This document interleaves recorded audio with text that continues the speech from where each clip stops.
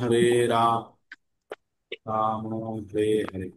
এবার সকলকে আমি মিউট করে দিচ্ছি, হ্যাঁ। না হলে আমাদের যাদের অত্যাধিক প্রয়োজন হবে বা কোনো কিছু ইনফরমেশন দেওয়া হবে তখনই হ্যান্ড রেজ করে অথবা মিউট করে বলবেন, নতুবা মিউট অবস্থাতেই থাকুন। হরে কৃষ্ণা। আমরা একবার ভগবানকে স্মরণ করে নেব। ওং নমো ভগবতে বাসুদেবায়। ওং নমো ভগবতে বাসুদেবায়। ওং নমো ভগবতে বাসুদেবায়। বেশ। তো সকল ভক্তবৃন্দকে আমার স্বাগত। আমরা ধীরে ধীরে গুটি গুটি পায়ে আমরা ভগবত গীতা পঠন করছি। আর আপনাদেরকে আমি যতখানি জানি সঙ্গে নিয়ে পুস্তক থেকে পড়ে আমরা বোঝার চেষ্টা করছি সকলে মিলে। আর এই ভগবদ গীতা আমরা আহ কুরুক্ষেত্রের যুদ্ধক্ষেত্রে ভগবানের মুখ হইতে নিঃসৃত যে বাণী, মুখ থেকে যে বাণী নিঃসৃত হয়েছিল, সেই বাণী থেকে আমরা ভগবদ গীতাকে পাচ্ছি। ভগবদ গীতা মহাভারতের একটি অংশ। ভীষ্ম পর্বে 23 নম্বর অধ্যায় থেকে 40 নম্বর অধ্যায় পর্যন্ত এই 18টি অধ্যায় ভগবদ গীতা রূপে পরিচিত। 700টি শ্লোক আছে এর মধ্যে। এবার এই ভগবদ গীতাতে থেকে আমরা 5টি বিষয় সম্বন্ধে জানতে পারি। 5টি বিষয় কি? ঈশ্বর, জীব, প্রকৃতি, সময় এবং কর্ম। এই প্রথম 4টি বিষয়, ঈশ্বর, জীব, প্রকৃতি এবং সময়, আমরা যারা এখানে বসে আছি প্রত্যেকের জন্য একই। সকলের জন্য আমাদের এই 4টে জিনিস এক। এই 4টে জিনিস: ঈশ্বর আমাদের এক, আমাদের আত্মা একই রকম, আমাদের প্রকৃতি, আমরা যে প্রকৃতির মধ্যে আছি, এখন জুম মন্দিরে আছি ধরুন, একই আমাদের। আর আমাদের চতুর্থ নম্বর হচ্ছে সময়। একই সময়ে এখন 5টা 18 মিনিটে আমরা একই অবস্থার মধ্যে আছি। তাহলে আমাদের আলাদা কি? আমরা প্রত্যেককে আলাদা আলাদা দেখছি। তার আলাদা আলাদা কারণ হচ্ছে আমরা আলাদা আলাদা পোশাক পরে আছি। পোশাক মানে এই জামা কাপড়। আমরা যে পোশাকটা পরে আছি, আমরা আত্মা। আমরা প্রত্যেকে আত্মা, আর এই শরীরটা হচ্ছে আমাদের পোশাক। তো এই শরীরটা, যার কাছে যেমন শরীর আছে তার কাছে তেমনটা পোশাক আছে। তাহলে এই পোশাকটা আমার কাছে আসলো কি করে? এই পোশাকটা আসলো যখন আমি আগের বার যখন মৃত্যুবরণ করি, আগের জীবনে, তখন আমার মনের মধ্যে এইরকম একটা পোশাক বা এইরকম একটা শরীরের প্রতি আমার আকাঙ্ক্ষা ছিল। আর সেই আকাঙ্ক্ষা চরিতার্থ করার জন্য ভগবান আমাদেরকে এই শরীরটা দিয়েছে। তার মানে মৃত্যুর সময়ে যে যে যা ভেবে দেহ ত্যাগ করবে, সেই রকমই সে শরীর পাবে পরবর্তী জীবনে। এটা ভগবত গীতার মধ্যে লেখা আছে। পরবর্তী যখন আমরা পঠন করব তখন আমরা বলবো, কিন্তু প্রতিদিনই আপনাদের এই কথাগুলো বলি আমি এই জন্য যে যাতে আমরা ভগবত গীতা পঠনের উদ্দেশ্যটা আমরা পরিষ্কারভাবে জানতে পারি। ভগবত গীতা পঠনের উদ্দেশ্য কি? ভগবত ভক্তি লাভ করা। কি লাভ করা? ভগবত ভক্তি। ভগবত ভক্তি মানে ভগবানের আশীর্বাদ পাওয়া, ভগবানের সান্নিধ্যে আসার চেষ্টা করা। আর এটাই আমরা প্রতিদিন, এই যে সকালবেলায় উঠে আপনারা ঘুম থেকে, সকলে ঘুমোচ্ছে হয়তো, সবকিছু ত্যাগ করে আপনারা ভগবত ভক্তির পথে নিজেদেরকে চালনা করার চেষ্টা করছেন বা ভগবানের নাম আপনারা স্মরণ করছেন, ঠিক?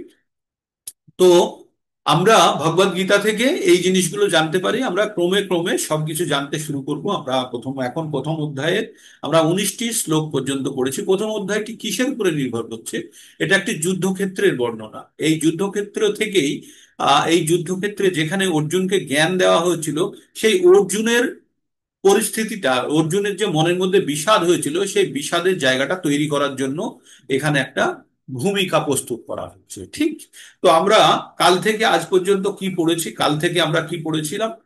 কালকে পড়েছিলাম যে আমরা যে যুদ্ধক্ষেত্রে কুরুক্ষেত্রে, এই প্রথম শ্লোকটি আপনাদের সকলকে মুখস্থ করতে হবে, হ্যাঁ। এই শ্লোকটি আপনারা মাথায় রাখবেন।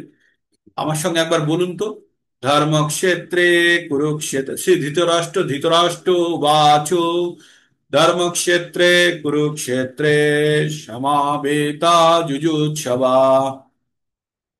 মাম কাঃ পাণ্ডবশ্চৈব কিং কুর্বতা সঞ্জয়। ধর্মক্ষেত্রে কুরুক্ষেত্রে সমাবেতা যুযুৎসবাঃ, মাম কাঃ পাণ্ডবশ্চৈব কিমকুর্বত সঞ্জয়। তো ধৃতরাষ্ট্র মহলে বসে আছে, আর তার পাশে আছে সেক্রেটারি সঞ্জয়। আর কুরুক্ষেত্রের যুদ্ধক্ষেত্রে একদিকে পাণ্ডব আর একদিকে কৌরবরা তারা দাঁড়িয়ে আছে, যুদ্ধ এক্ষুনি হবে বা শুরু হওয়ার মুখে। তখন এমত অবস্থায় ধৃতরাষ্ট্র প্রাসাদে থেকে তার সেক্রেটারি সঞ্জয়, সঞ্জয় হচ্ছে তার ভাই বিদুরের ছেলে, বিদুরকে জিজ্ঞেস করছে কুরুক্ষেত্রের যুদ্ধক্ষেত্রে আমার পুত্ররা, কার পুত্ররা? ধৃতরাষ্ট্রের পুত্ররা এবং পাণ্ডুর পুত্ররা কি করলো। তো ধৃতরাষ্ট্র কি বলছে? আমার পুত্ররা এবং পাণ্ডুর পুত্ররা। পাণ্ডু কিন্তু তার ভাই, তবুও তাকে বললো পাণ্ডুর পুত্ররা। তো এখানে কাকাতো আর জারতুতো ভাইয়ের মধ্যে যুদ্ধ হবে, ঠিক আছে। তো এটা, আর তার আগে কি হয়েছিল, আর সত্যযুগে কি হয়েছিল, যারা নরসিংহ অবতার দেখেছেন তারা জানেন যে অসুরে আর দেবতাদের মধ্যে যুদ্ধ হয়েছিল। এবং অসুর আর দেবতা কারা? তারা দুজনেই কিন্তু একই পিতার সন্তান, ঠিক আছে। মা আলাদা, দিতি আর অদিতি। দিতি হলে দৈত্য আর অদিতি হলে অদত্ত, মানে দেবতা। তো এদের মধ্যে লড়াই হয়েছিল। তারপরে হলো কি, কাকাতো জার্তিতো ভাই। তারপরে রাম আর রাবণের মধ্যে হলো, না, রাম আর রাবণের মধ্যে আগে হয়েছে। তারপরে হলো কাকাতো জার্তিতো ভাইয়ের মধ্যে। আর এখন যুদ্ধ হচ্ছে আমাদের প্রতিনিয়ত কার মধ্যে? আমাদের নিজের মধ্যে। আমাদের মধ্যে দুটো স্বভাব আছে, একটা হচ্ছে আসুরি স্বভাব আর একটা হচ্ছে দৈবী স্বভাব। আসুরি স্বভাব হচ্ছে 6টি আর দৈবী স্বভাব হচ্ছে কটা?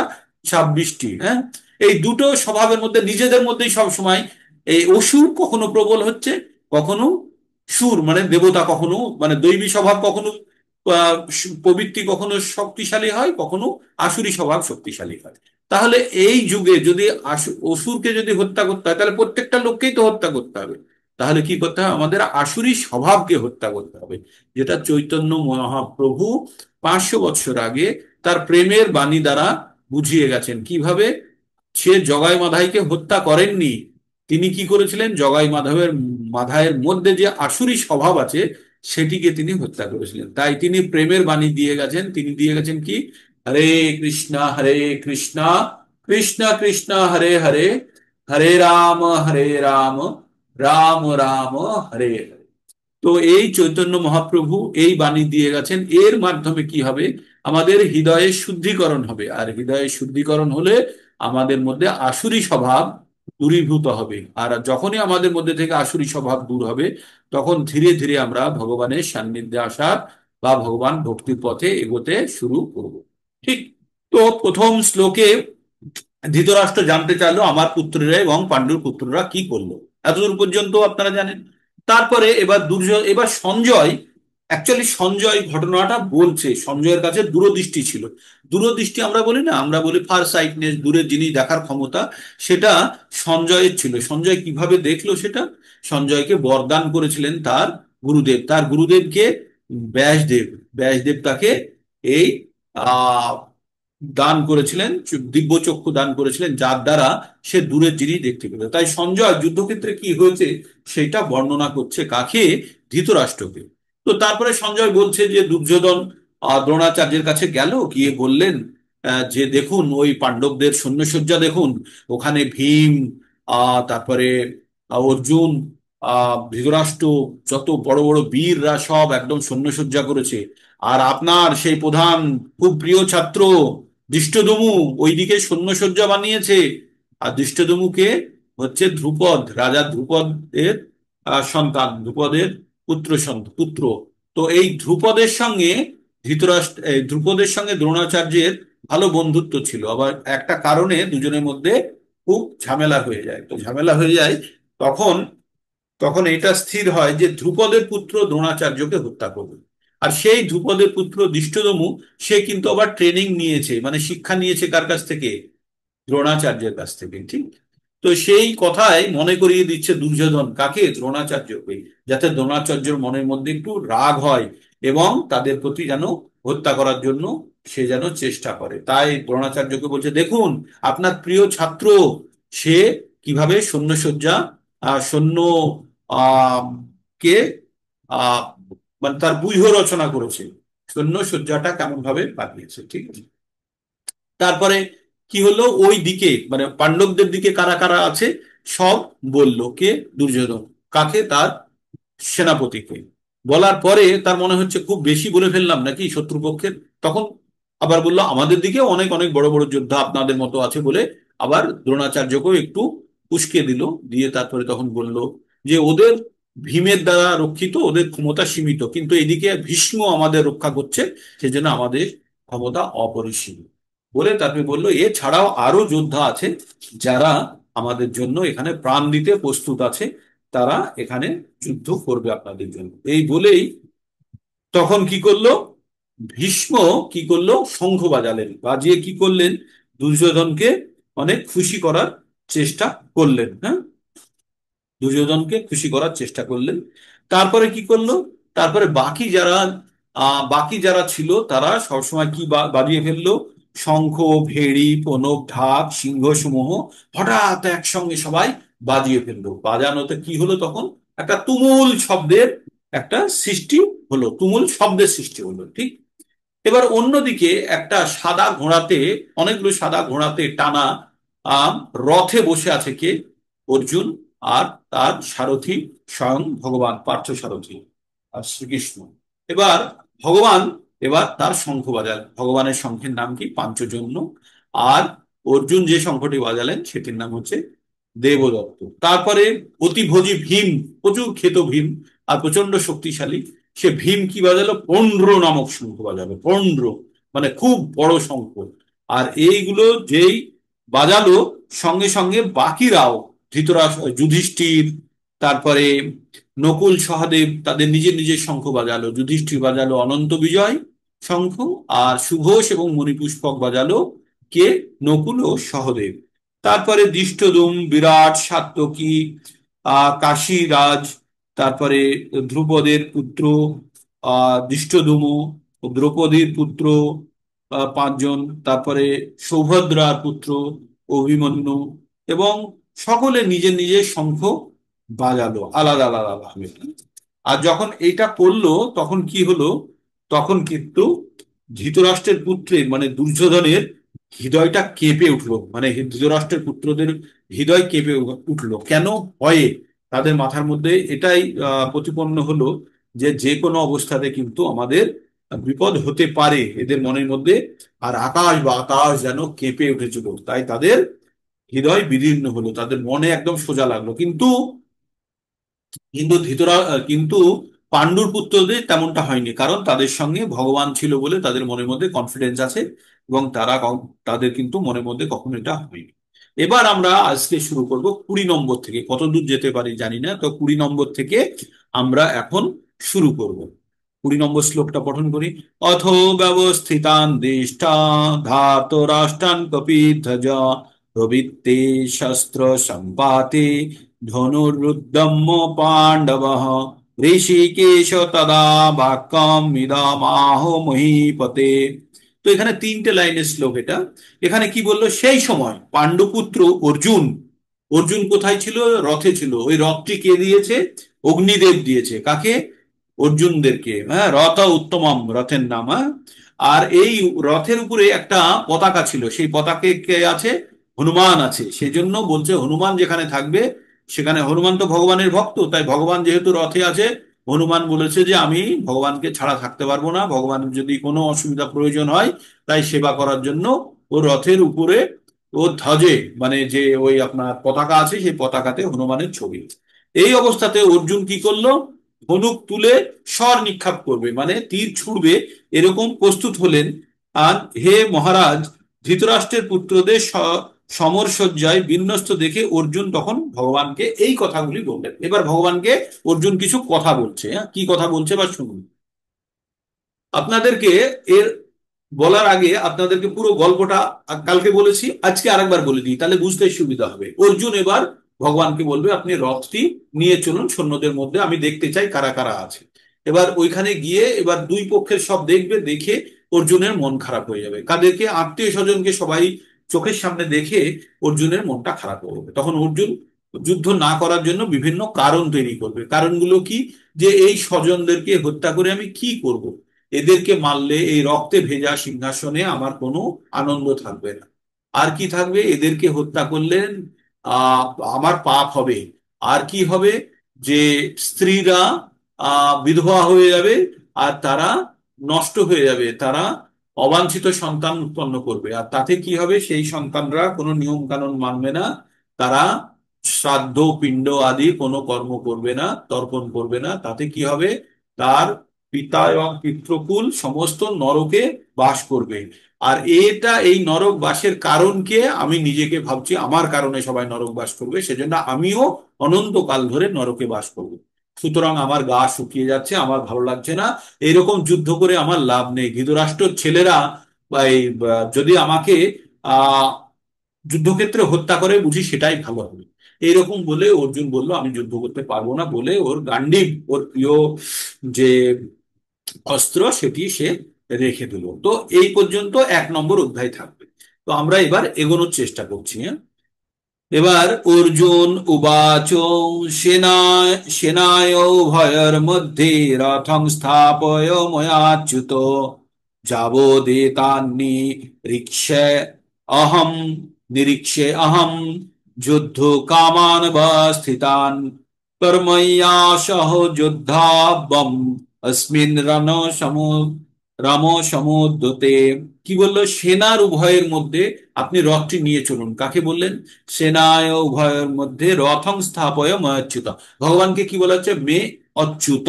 অচ্যুত মানে হচ্ছে যে কখনো চ্যুত হয় না, যে তার নিজের কথা থেকে যে কখনো সরে না, যে তার সিদ্ধান্তে স্থির থাকে, তাকে বলা হয় অচ্যুত। তাই ভগবানের নাম হচ্ছে অচ্যুত। তাই বলছে হে অচ্যুত, আপনি এই সেনার মাঝখানে, দুই সেনার মাঝখানে রথটি নিয়ে চলুন। কারণ সে সারথির কাজ করছিলেন। আর তাতে কি বলছে, যাতে আমি দেখতে পারি যে যুদ্ধ করার ইচ্ছা নিয়ে কারা কারা এখানে অবস্থিত আছে, কারা কারা এসেছে। আর আর কি বলছে যে, আর তারপরে কি বললো, এই মহাসংগ্রামে আমাকে কাদের সঙ্গে যুদ্ধ করতে হবে। তো মানে এটা একটা স্ট্র্যাটেজি, যে যুদ্ধক্ষেত্রে গেলে অন্তত আপনাকে মারামারি করতে গেলে তো দেখে নিতে হবে কার সঙ্গে মারামারি করছি। তাই সেই কথাই অর্জুন বলল। তারপরে শ্লোকে কি বলছে অর্জুন, কি বলছে, যৎসমানান যৎসমানান আবাক্সে আহম এ অত্র সমাগতা ধাতরাষ্ট্রস্য দুর্বুদ্ধে যুদ্ধে প্রিয় চিকিৎসবা। ভগবান বললেন, অর্জুন বললেন, ধৃতরাষ্ট্রের দুর্বুদ্ধি সম্পন্ন, দুর্বুদ্ধি সম্পন্ন পুত্র কে? দুর্যোধনের কথা বলছে। ধৃতরাষ্ট্রের দুর্বুদ্ধি সম্পন্ন পুত্রকে সন্তুষ্ট করার জন্য কারা কারা এখানে যুদ্ধ করতে এসছে আমি তাদেরকে দেখতে চাই। তাই অর্জুন বলছে যে ধৃতরাষ্ট্রের ছেলে অর্জুন দুর্যোধনকে সন্তুষ্ট করার জন্য কে কে এসছে, তাই অর্জুন এখানে দেখতে চায়। তাই অর্জুন বললেন যে আমি দুর্যোধনের জন্য কারা যুদ্ধ করতে এসছে তাদেরকে আমি দেখতে চাই। এব মুক্তা সঞ্জয় উবাচ। এবার সঞ্জয় এবার ন্যারেট করছে কাকে? ধৃতরাষ্ট্রকে। এব মুক্তা ঋষিকেশ গুড়াকেশেন ভারত সেনায় ভয়ের মধ্যে রথ সময় সেনায় ভয়ের মধ্যে স্থাপতিয়া রথোত্তমম।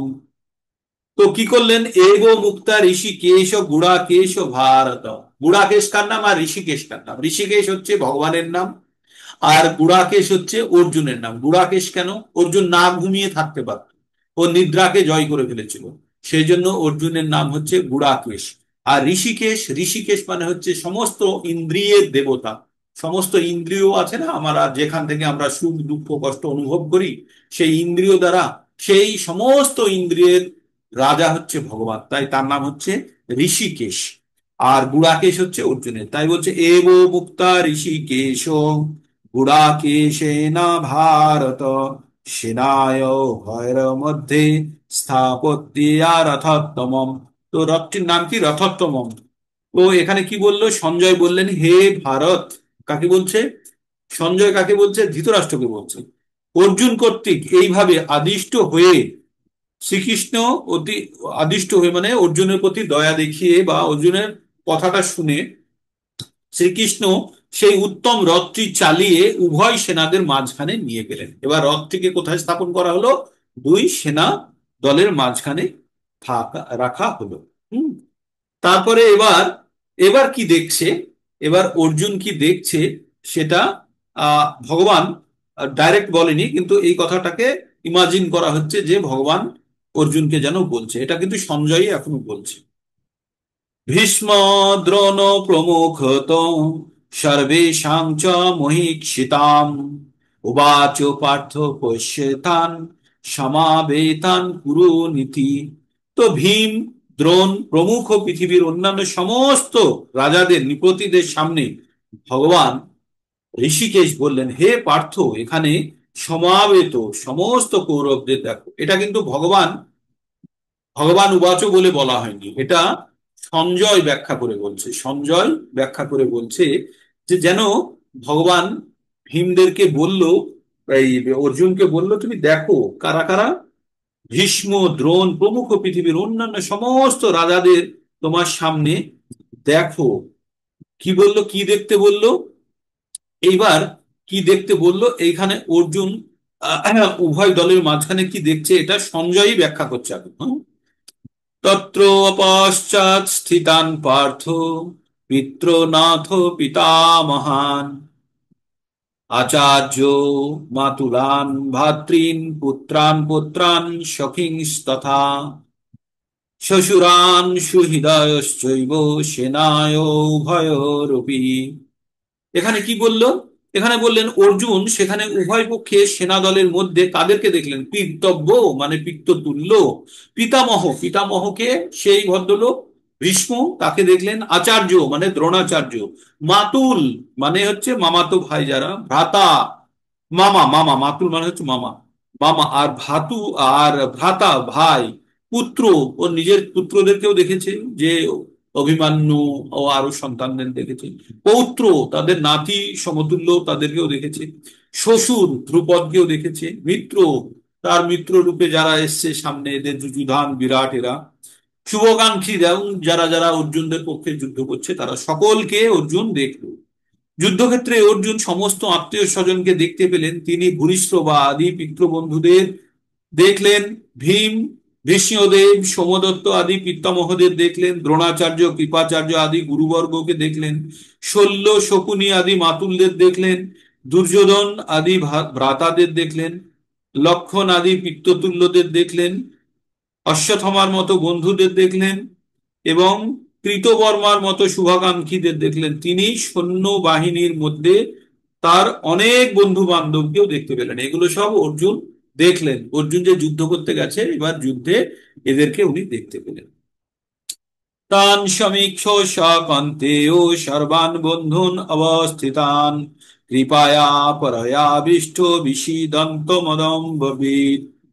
তারপরে কি বললেন, যখন কুন্তিপুত্র অর্জুন সর্বস্তরের বন্ধু আত্মীয় স্বজনদেরকে দেখলেন, তখন তিনি অত্যন্ত করুণার্থ হয়ে বিষণ্ণ ভাবে বললেন। এবার অর্জুনের মন খারাপ হয়েছে। এই যে এই এতজনকে আপনারা যদি ভাবুন, নিজেকে এবার অর্জুনের জায়গায় স্থাপন করুন, করে এবার ভাবুন আপনাকে যুদ্ধ করতে হবে বা মারামারি করতে হবে, যেখানে আপনার কাছে এমন অস্ত্র আছে যা দিয়ে আপনি সকলকে মেরে ফেলতে পারবেন।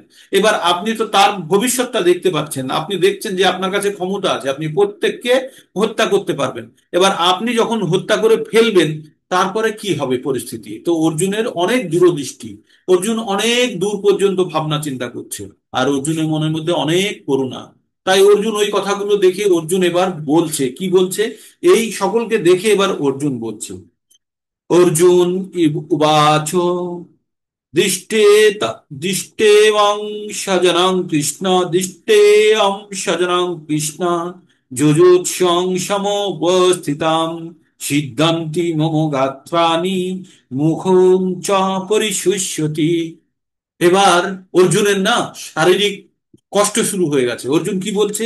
অর্জুন বলছে, হে প্রিয়বর কৃষ্ণ, আমার সমস্ত বন্ধু বান্ধব আত্মীয় স্বজন এবং যুদ্ধ অভিলাষী হয়ে আমার সামনে অবস্থান করতে দেখে আমার সমস্ত অঙ্গ প্রত্যঙ্গ অবশ হয়ে যাচ্ছে। মানে আর বলছে তার সঙ্গে আমার মুখ শুষ্ক হয়ে যাচ্ছে। কি বলছে? সিদ্ধান্তি মম গাত্রাণি, সিদ্ধান্তি মম গাত্রাণি, সিদ্ধান্তি মানে অবসন্ন হয়ে যাওয়ার শরীর, মম গাত্রাণি মানে আমার গা, আমরা বলি না গা, সেই গাত্রাণি শরীর কি হয়ে যাচ্ছে? অবসন্ন হয়ে যাচ্ছে। মুখম চ পরিশুষ্যতি, শুষ্ক হয়ে যাচ্ছে, আমার মুখ শুকিয়ে যাচ্ছে, বলে না যে গলা শুকিয়ে যাওয়ার মতো। তো তেমনই অর্জুনের এই আত্মীয় স্বজনদের সঙ্গে যুদ্ধ কথার কথা ভেবেই সে বলছে, আমার গা অবশ হয়ে যাচ্ছে, আমার মুখ শুকিয়ে যাচ্ছে। হে কৃষ্ণ, এই যুদ্ধক্ষেত্রে এদেরকে দেখে আমার মন অত্যন্ত ভারাক্রান্ত, আমার শরীর অবশ হয়ে যাচ্ছে, আমার নিয়ন্ত্রণে নেই, আর আমার মুখ শুকিয়ে যাচ্ছে। কে বললো? অর্জুন। কেন বললো? অর্জুনের মনের মধ্যে, অর্জুন প্রকৃত ভক্ত, অর্জুন প্রকৃত মানুষ, তার মধ্যে করুণা, দয়া, সব কিছু কোয়ালিটি আছে। অর্জুনকে ভগবত গীতা বলার কারণ কি? কারণ অর্জুন ছিল সেই সময়ের সব থেকে বুদ্ধিমান ব্যক্তিদের মধ্যে একজন, ঠিক আছে?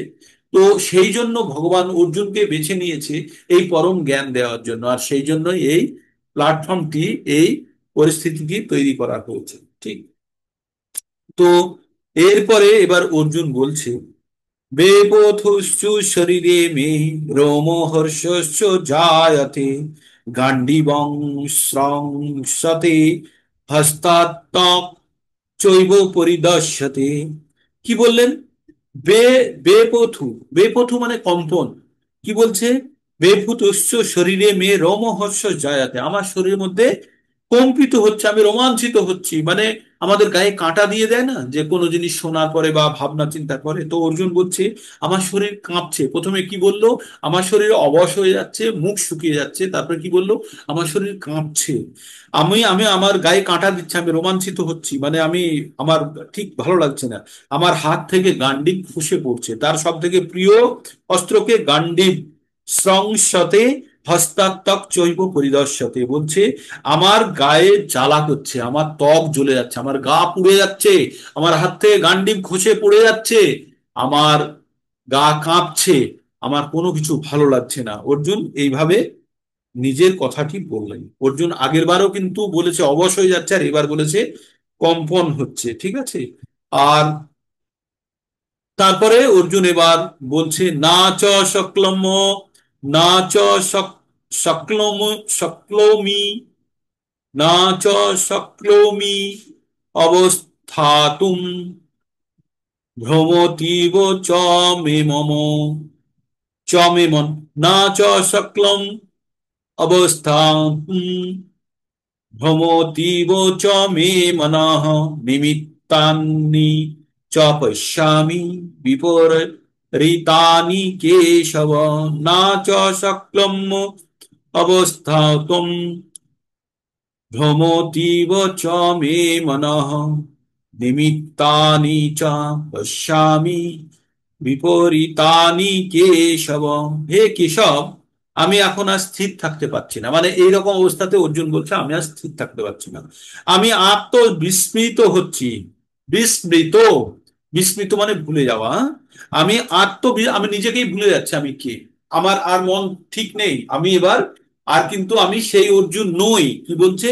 আমি আত্মবিস্মৃত হচ্ছি, আমার চিত্ত উদ্ভ্রান্ত হচ্ছে, আমার মন বিচলিত হচ্ছে, আমি ভাবতে পারছি না আমার কি করা উচিত আর না উচিত। আর আমি অমঙ্গল সূচক লক্ষণ সমূহ দর্শন করছি। আমি নিমিত্তানি চ পশ্যামি বিপরীতানি কেশব, আমি সবকিছু উল্টো দেখছি, মানে বিপরীতানি, আমি অমঙ্গল সূচক সবকিছু দেখছি। তাই কি বললো ভগবান? বললো, হে কেশব, আমি আজ ঠিক থাকতে পারছি না। প্রথমে কি বললো? আমার গা অবশ হয়ে যাচ্ছে, আমার মুখ শুকিয়ে যাচ্ছে। তারপরে বললো আমার গা কাঁপন দিচ্ছে, কাঁপুনি দিচ্ছে, আমার হাত থেকে গান্ডিব খসে পড়ছে, আমার ত্বক জ্বালা করছে। এই অবস্থাতে অর্জুন কি বলছে? এবার বলছে আমি সব কিছু অমঙ্গল দেখছি, আমি আর স্থির থাকতে পারছি না, আমার স্মৃতি ভঙ্গ হয়ে যাচ্ছে, আমি বিস্মৃত, আমি ভুলে যাচ্ছি, আমি সবকিছু ভুলে যাচ্ছি। এই বলে অর্জুন প্রচন্ড ভাবে আবেগপ্রবণ বলুন যাই বলুন, মানে অর্জুনের অবস্থা কিন্তু খুব কঠিন হয়ে গেছে। তারপরে অর্জুন এবার কি বলছে, না চ শ্রেয়ানুপশ্যামি হত্যা স্বজন হবে, না কাঙ্ক্ষে বিজয় কৃষ্ণ, না চ রাজ্যং সুখানি চ। ভগবান কি বললেন? ভগবানকে অর্জুন কি বললেন? হে কৃষ্ণ, যুদ্ধে আত্মীয় স্বজনদেরকে নিধন করে এর মাধ্যমে কিভাবে মঙ্গল হতে পারে? আপনি বলুন, কাউকে হত্যা করে কখনো মঙ্গল হতে পারে? তাই বলছে, হে কৃষ্ণ, যুদ্ধে আত্মীয় স্বজনদেরকে নিধন করার মাধ্যমে কিভাবে মঙ্গল হতে পারে আমি দেখতে পাচ্ছি না, মানে আমার বুদ্ধিতে মনে হচ্ছে এতে কোনো মঙ্গল হবে না। আমি কোনো যুদ্ধ জয় বা রাজ্য সুখ ভোগ করার কামনা করি না। অর্জুন কি বললো? আমি কোনো যুদ্ধ জয়ও করতে চাই না, আমি রাজ্য ভোগও করতে চাই না। এবার অর্জুনের কথা ভাবুন। অর্জুন চোখের সামনে দেখছে তার পুত্র, পৌত্র, বন্ধু, শালা, শ্বশুর, গুরু, পিতামহ, পিতৃতুল্য সমস্ত লোকজনের সামনে অর্জুন দাঁড়িয়ে আছে, আর অর্জুনকে বলছে তুই এক এক করে মার। কেউ যদি বলে অর্জুন, আর তাহলে তোকে আমি রাজ্য দেবো, তখন অর্জুনের কি মনে হচ্ছে? যে আমি এদেরকে হত্যা করব? এর মধ্যে আমি কোনো মঙ্গল খুঁজে পাচ্ছি না। তার মানে অর্জুনের এই ভাবনা চিন্তা ঠিক না ভুল? আপনারা এই অবস্থায় কি মনে হয়, ঠিক তো? অর্জুন যেটা ভাবছে সেটা কিন্তু ঠিক না ভুল? একজন মানুষ হিসাবে তার যে ভাবনা চিন্তা, যে এই এতজনকে হত্যা করে আমি কি করব, আমি কি ঠিক করছি? অর্জুনের মনে হচ্ছে আমি সবকিছু অমঙ্গল দেখছি, ঠিক করছি না। এই এই ভাবনা চিন্তা নিয়ে অর্জুন বলছে আমি এই যুদ্ধ জয় করে কি করব, কি করব, আমি এরকম রাজ্য আমি সুভোগ করতে চাই না। কে বললো? অর্জুন বলল। তো অর্জুন যে কথাগুলো বলছে সে কথাগুলো যথার্থতা আছে না নেই? আছে তো। আপনারা যদি অর্জুনের পরিস্থিতিতে হতেন তাহলে কি করতেন? আপনারও মনে হতো যে আপনাকে কেউ বলেছে যে তোকে 10 কোটি টাকা দেবো, তোর ভাই বোন বাবা কাকা মামা যারা আছে সবাইকে তুই এইখানে তোর সামনে দাঁড়িয়ে আছে, তুই গুলি করে মার। মারতে পারবেন? হুম। মারতে পারবেন? হ্যাঁ, তার জন্য যথেষ্ট কারণ থাকতে হবে। সেই কারণগুলো যদি আপনার কাছে যথেষ্ট হয় তবেই, না হলে আপনি কেন মারতে যাবেন, তাই না? তো তাই অর্জুনের মনে হচ্ছে ওই কারণগুলো যথেষ্ট নয়। ওর কাছে যে কারণগুলো এখন সব থেকে বেশি উৎপন্ন হয়েছে সেই কারণগুলো হচ্ছে আত্মীয় স্বজন কথাগুলো মনে হচ্ছে অর্জুনের। বলছে আমি এদেরকে মেরে কি করব, আমি কেন মারবো, মেরে কোন রাজ্য আমি সুখ ভোগ করবো কেন? তার থেকে আমাকেই যেন মেরে ফেলুক ওরা, তাই ভালো হবে, আমি এদেরকে মারতে চাই না। এবার পরবর্তীতে অর্জুন কি বলছে শুনুন। কিং ন রাজ্যেন গোবিন্দ কিং ভোগে ভোগে জীবিতেন বা যেষামার্থে কাঙ্ক্ষিতাং ন রাজ্যং ভোগা সুখানি চ তৈতে তৈমে ভবস্থিতা যুদ্ধে প্রাণং ত্যক্তা প্রাণসংস্তক্তা ধনানি চ আচার্য পিতর পুত্রস্তৈব পুত্রস্থৈব চ পিতামহ মাতুলা শ্বশুরা পুত্র শল্যা সম্বন্ধেস্তথা এতান্ন হন্যু নিচ্ছামি ঘৃণ্য ঘৃণত্বপি মধুসূদন। কি বললো? কিং নো রাজ্যেন গোবিন্দ কিং ভোগে জীবিতেন বা। এবার শেষামার্থে যেষামার্থে কাঙ্ক্ষিত না রাজ্যং ভোগা সুখানি চ। 32 নম্বর কি বললেন? এখান থেকে 35 পর্যন্ত 3টে শ্লোক আছে। ওপি তৈলাক্য রাজ্যস্য হত হেতো হি কিম নো মহি কৃতে নিহত ধাতরাষ্ট্রান্ন কা প্রীতি সাজ্য জনার্দন।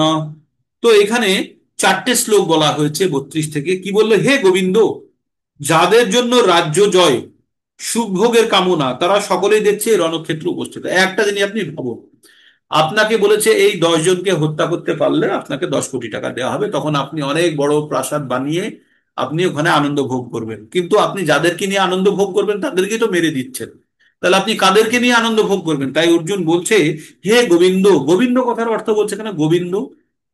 এতক্ষণ মধুসূদন বলতো, কৃষ্ণ বলতো, এখন গোবিন্দ বলছে কেন?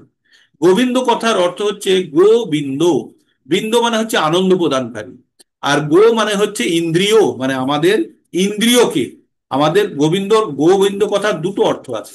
একটা হচ্ছে গো মানে হচ্ছে গরু, আর একটা হচ্ছে ইন্দ্রিয়। ইন্দ্রিয় মানে হচ্ছে আমাদের চক্ষু কর্ণ নাসিকা জিহ্বা ত্বক।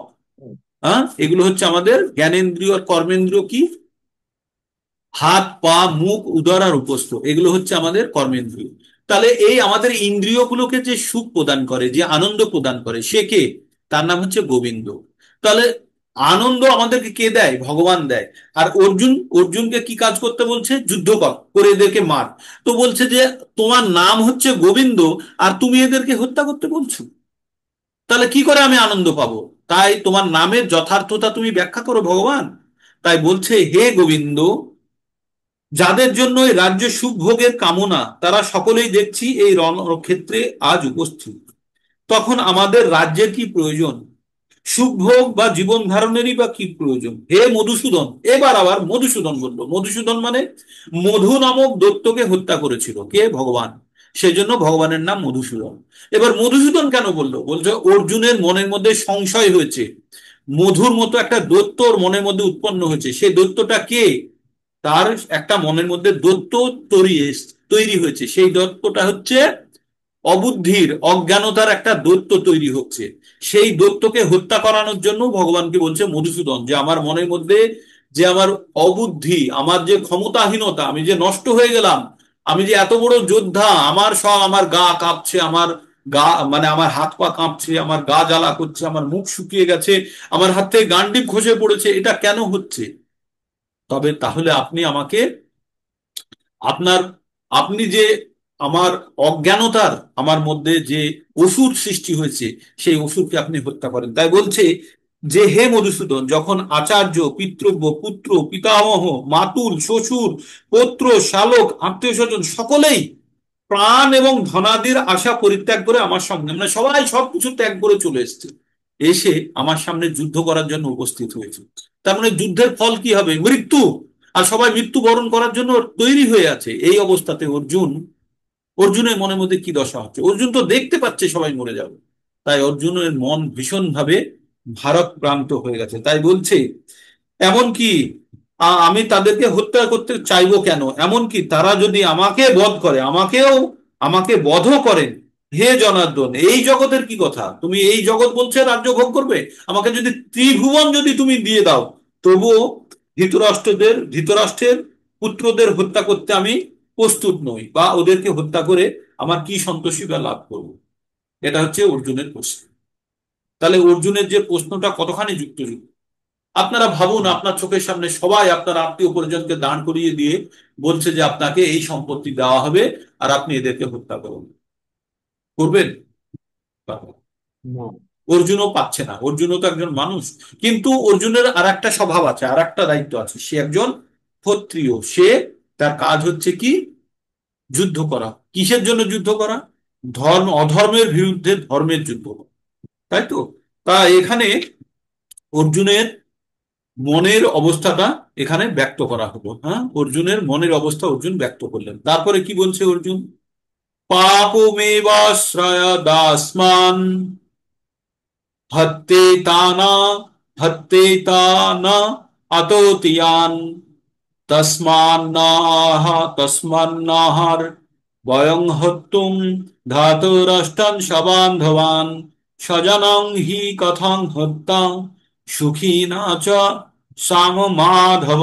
কি বললেন ভগবান, কি বললেন?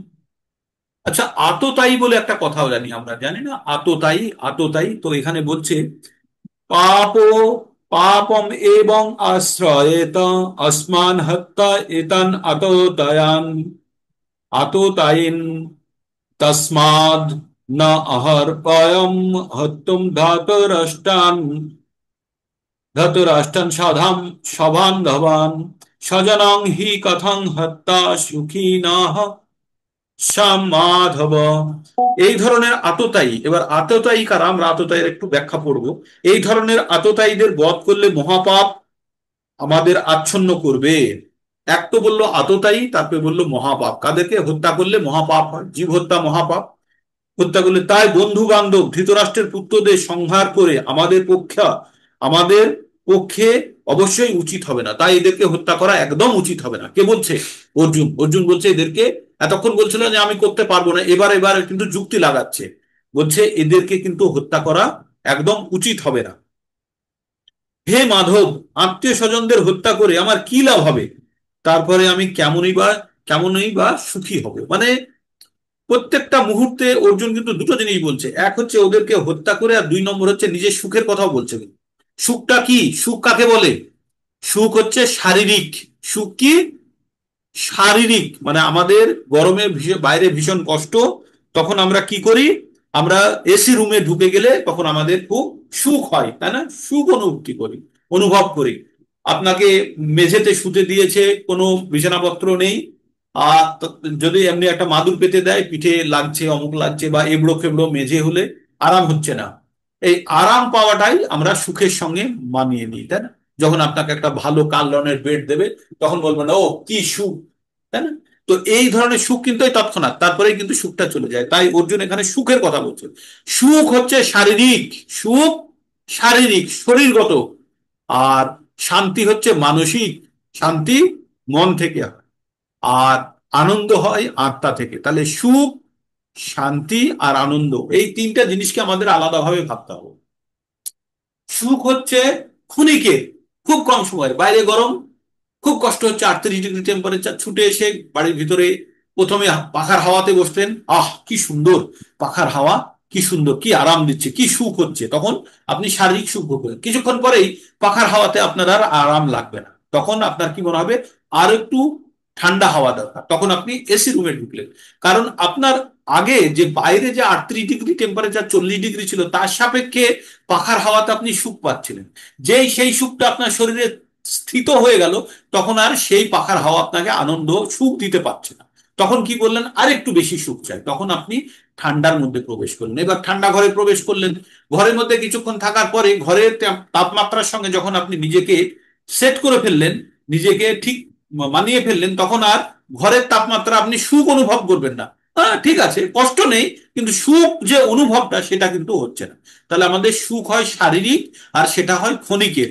একবার সুখ অনুভব করার পরে ধীরে ধীরে সেই অনুভূতি আমাদের আমাদের নষ্ট হয়ে যায়, সেই অনুভূতিটা থাকে না। আবার যতক্ষণ না পর্যন্ত আমরা একটা অসুখের পরিস্থিতির মধ্যে যাচ্ছি, মানে বাইরে আবার কষ্টকর পরিস্থিতির মধ্যে যাচ্ছি, তখনই আমরা, তার মানে সুখ ভোগটা এরকম গেল, ইয়ে সুখ ভোগের যে ফলটা ধীরে ধীরে নিচে চলে আসে করাতের মতো, এই সুখ ভোগ আবার সুখটা পড়ে গেল, এই সুখ ভোগ এই, এটাকে বলে শর্টুত। হ্যাঁ, করাতের মতো।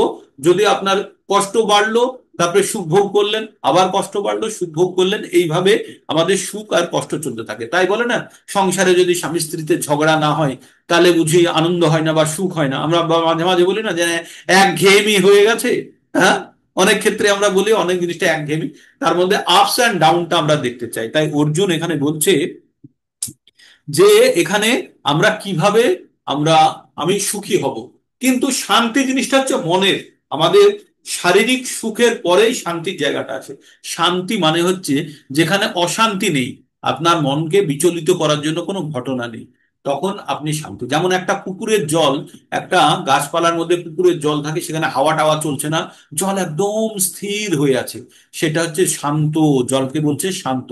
কিন্তু ওই পুকুরেই জলে যদি একটা ঢিল ছুঁড়ে কেউ মারে, জলের মধ্যে আন্দোলন শুরু হয়ে যাবে, সেটা হচ্ছে অশান্ত অবস্থা। হ্যাঁ, তো আমরা যখন আমাদের মন বিচলিত থাকে, তখন সেটা থাকে অশান্ত অবস্থা। কিন্তু যদি এই অশান্ত অবস্থাগুলো যদি সবগুলো নির্মূল হয়ে যায়, তখন মন কিন্তু শান্ত থাকে, তখন কিন্তু শারীরিক না, সেটা মন থেকে বলে না একটা শান্তি অনুভব করছি। তো সুখ, শারীরিক সুখ ক্ষণিকের হয়, মানসিক সুখ আরেকটু বেশি, আরেকটু বেশিক্ষণ ধরে থাকে শান্তি। আর আনন্দ সব সময় মনে হলেই আপনি আনন্দ পাবেন, মনে হলেই। আনন্দ জিনিসটা এমন, সেটা আত্মা থেকে আসছে, আপনার যখনই মনে হবে তখনই আপনার আনন্দ হবে, প্রত্যেকটা মুহূর্তে আপনাকে সে আনন্দ দিতে পারে। তাই আনন্দ হচ্ছে আধ্যাত্মিক বা আত্মা থেকে হয়, আর সুখ হয় মন থেকে। আর এই শান্তি হয় মন থেকে, আর সুখ হয় শরীরে। তবে একটার সঙ্গে আর একটা, প্রত্যেকটাই তিনটের সঙ্গে যুক্ত, শারীরিক সুখ, তার সঙ্গে মানসিক শান্তি, এবং আধ্যাত্মিক আনন্দ লাভ। তো আধ্যাত্মিক আনন্দ লাভ করতে গেলে যদি আমরা এই বাহ্যিক দুটো সুখকে যদি আমরা সরাতে পারি, তাহলেও কিন্তু আমরা আধ্যাত্মিক আনন্দ লাভ করতে পারি। তো এখানে কি বলছে, বেদের অনুশাসন অনুযায়ী আততায়ী হচ্ছে 6 প্রকার। 6 জনকে আততায়ী বলা হয়, কাদেরকে? 6 জনকে, তাদেরকে হত্যা করলে কোনো পাপ হয় না, তাদেরকে আততায়ীদের হত্যা করলে কোনো পাপ হয় না। দুটো জিনিস হয়, একটা হচ্ছে পাপ, আর একটা হচ্ছে পাপ। পাপ কাকে বলে? ভগবানের আইন না মানাকে বলা হয় পাপ, আর দেশের আইন না মানাকে বলা হয় অপরাধ, তাই না? বলে ক্রিমিনাল, বলে না ক্রাইম। তো আমাদের দেশে যদি কেউ একজন আরেকজনকে হত্যা করে, তাহলে তাকে বলা হয় ক্রিমিনাল, সে তাকে হত্যা করেছে। কিন্তু ভগবানের খাতায় সেটাকে বলা হয় পাপ। তো এখানে জানতে হবে সিন, সিন মানে হচ্ছে পাপ, সেটা হচ্ছে ভগবানের রুল বা ল যদি কেউ না মানে, আইন না মানে, তাহলে হয় পাপ। আর গভর্নমেন্টের আইন যদি না মানে, তাহলে হলো ক্রাইম। এবারে এমন জিনিস হতে পারে যেটা ভগবানের আইনে যেটা পাপ, কিন্তু দেশের আইনে সেটা অপরাধ নয়। যেমন একটা মুরগিকে কাটা, বা একটা মাছকে কাটা, বা একটা ছাগলকে কাটা, এগুলো হচ্ছে ভগবানের আইনে হচ্ছে এগুলো পাপ, কিন্তু দেশের আইনে এটা কোনো পাপ বা অপরাধ নয়। কসাইরা দিব্যি আপনাকে মাংস, মাছ আর মুরগি কেটে বিক্রি করছে, তাই না? তো তার মানে হচ্ছে আমরা ভগবানের নিয়মে যখন যাব, তখন কিন্তু আমাদেরকে এর জন্য শাস্তি পেতে হবে। হয়তো দেশের নিয়ম কানুনে আমাকে শাস্তি পেতে হচ্ছে না। ঠিক, এটা জানতে হবে। তো আততায়ী হচ্ছে 6 ধরনের, যারা হচ্ছে কাউকে হত্যা করার জন্য বিষ প্রদান করলো, একজন আর একজনকে হত্যা করার জন্য বিষ দিল সে হলো আততায়ী, যে ঘরে আগুন লাগিয়ে দিল সে হচ্ছে আততায়ী, যে মারাত্মক অস্ত্রের দ্বারা আক্রমণ করে সে হচ্ছে আততায়ী, যে ধনসম্পদ লুট করে নেয় সে হচ্ছে আততায়ী। আর কি আততায়ী? যে অন্যের জমি বা অন্যের সম্পদ দখল করে নেয় সে হচ্ছে আততায়ী। আর যে ধর্মপত্নীকে, যে কারো পত্নীকে যে অন্য কেউ হরণ করে নেয়, অপহরণ করে, তাকে আততায়ী। তো এই 6 ধরনকে বলা হয় আততায়ী। এই 6 ধরনের ব্যক্তিকে যদি কেউ হত্যা করে তাহলে কোনো ধরনের ভগবানের খাতায় কোনো পাপ নয়। তাই ভগবান অর্জুনকে এই জিনিসগুলো বোঝাবে। তো এই যে অর্জুন বলল তাহলে আমি কেমন করে এদেরকে হত্যা করে সুখী হব। তো এই পর্যন্ত আজকে থাকলো, 36 পর্যন্ত। আর 10টা শ্লোক থাকলো, 10টা শ্লোক কালকে হবে। হুম? কালকে হবে। তো এইভাবে আমরা আজকে এইখানে শেষ করলাম। যারা যারা বুঝতে পারেননি তারা তারা হাত তুলুন। আমি উল্টো ভাবে দেখি, বুঝতে পেরেছেন তো জিজ্ঞেস করবো না, যারা যারা বুঝতে পারেননি। আর যারা যারা দেরিতে জয়েন করছেন তাদের কাছে আমার একটু অনুরোধ, আপনারা একটু তাড়াতাড়ি চেষ্টা করুন, আস্তে আস্তে হবে। আমি একদিনে হয়তো পারবেন না, এতদিনের অভ্যাস তো, তাই পারবেন না। তবে এটা যারা একটু চেষ্টা করুন যাতে আপনারা ঠিক সময়ে যুক্ত হতে পারেন। যে আজকে 35 জন, কালকে তো আর একটু বেশি ছিল। তো ঠিক আছে, আপনারা ধীরে ধীরে চেষ্টা করুন। রেকর্ডিং যারা দেরিতে এসেছেন তারা রেকর্ডিং শুনুন। কিন্তু রেকর্ডিং শোনাটা যারা প্রথমবার শুনেছেন তাদের ইচ্ছাকে আরো শক্তিশালী করার জন্য নাকি, রেকর্ডিং শুনে নিলাম।